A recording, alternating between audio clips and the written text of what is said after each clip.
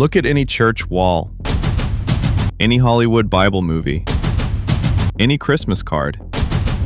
Same guy every time. Tall, white skin, long flowing brown hair, blue or green eyes, gentle face. That image is everywhere. And according to historians, archaeologists, and forensic scientists, it's almost certainly wrong. So who was the real man? Here's something that might surprise you. The New Testament, 4 Gospels, hundreds of chapters, thousands of verses describing the life of Jesus, never once describes what he looked like. Not his height, not his hair, not his eyes, nothing. For the most famous person in human history, that's a genuinely strange silence. Most ancient biographies, even ones about minor figures, included physical descriptions. Kings, generals, philosophers, they all got described. Jesus? Nothing. The Gospels tell us he was born in Bethlehem, raised in Nazareth, began his ministry around age 30. That's it. Which means every painting, every statue, every movie depiction is someone's imagination, not history. So if the Bible won't tell us, what does science say? In 2001, a British forensic artist named Richard Neve led a team of Israeli and British anthropologists on a mission to answer this exact question. They didn't try to reconstruct Jesus specifically. Instead, they found an actual skull, a Jewish man from 1st century Israel, Jesus' time, Jesus' region. They used computer modeling, clay, and everything we know about the genetics and appearance of people in that area at that time. The result? A man about 5 feet 1 to 5 feet 5 inches tall, dark olive to brown skin, dark brown or black hair, short and curly, a short cropped beard, dark eyes. Historians who saw it basically said, yeah, that tracks.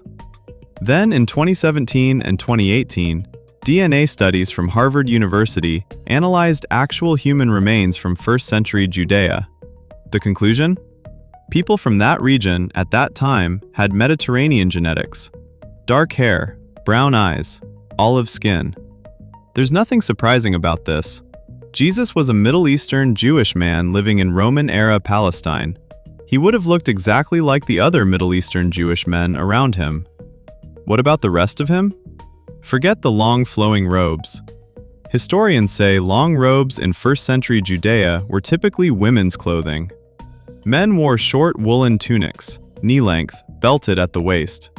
Simple leather sandals. A cloak for cold weather. His build?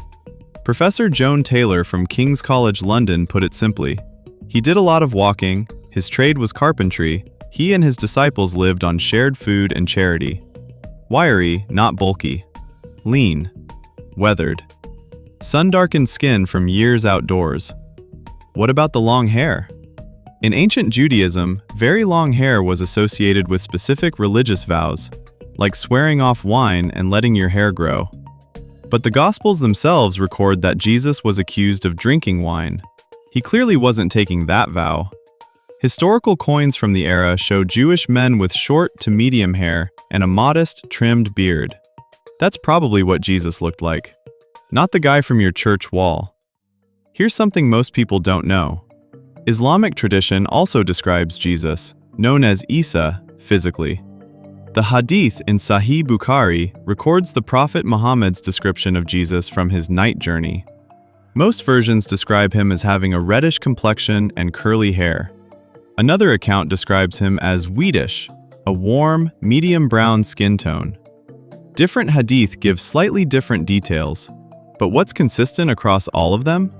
A Middle Eastern man, olive to brown skin, not white, not European.